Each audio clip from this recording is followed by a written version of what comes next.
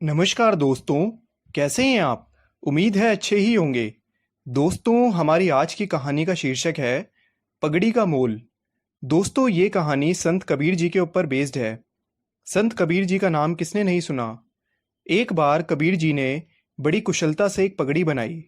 झीना झीना कपड़ा बुना और उसे गोलाई में लपेटकर पगड़ी तैयार की। पगड़ी को हर कोई बड़ी शान से अपने सिर पर सजाता है। यह नई नवेली पगड़ी लेकर कबीर जी दुनिया की हाट में जा बैठे। ऊंची ऊंची पुकार उठाई, शानदार पगड़ी, जानदार पगड़ी, 2 टके की भाई, 2 टके की भाई। एक खरीदार निकट आया। उसने घुमा घुमा कर पगड़ी का निरीक्षण किया। फिर कबीर जी से प्रश्न किया, क्यों महाशय, 1 टके में दोगे क्या? कबीर जी ने अस्वीकार कर दिया। ना भाई, 2 टके की है, 2 टके में ही सौदा होना चाहिए। खरीदार भी नट गया। पगड़ी छोड़कर वो आगे बढ़ गया। यही प्रतिक्रिया हर खरीदार की रही। सुबह से लेकर शाम हो गई। कबीर जी अपनी पगड़ी बगल में दबाकर खाली जेब वापस लौट आए। थके मांदे कदमों से घर में प्रवेश करने ही वाले थे कि तभी एक पड़ोसी से उनकी भेंट हो गई। उसकी दृष्टि पगड़ी पर पड़ गई। क्या हुआ संत जी, इसकी बिक्री नहीं हुई? पड़ोसी ने जिज्ञासा की। कबीर जी ने दिन भर का अपना पूरा क्रम कह सुनाया। पड़ोसी ने कबीर जी से पगड़ी ले ली।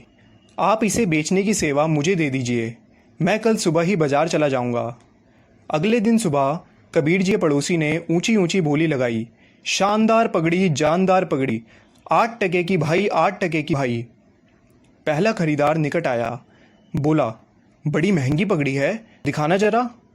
पड़ोसी बोला, पगड़ी भी तो शानदार है, ऐसी और कहीं है ही नहीं, और आपको कहीं मिलेगी भी नहीं।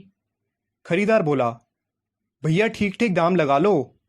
पड़ोसी बोला, चलो आपके लिए 6 टका लगा देते हैं। खरीदार बोला, ये लो 5 टका और पगड़ी दे दो। 1 घंटे के भीतर भीतर पड़ोसी वापस लौट आया। कबीर जी के चरणों में 5 टके अर्पित कर दिए।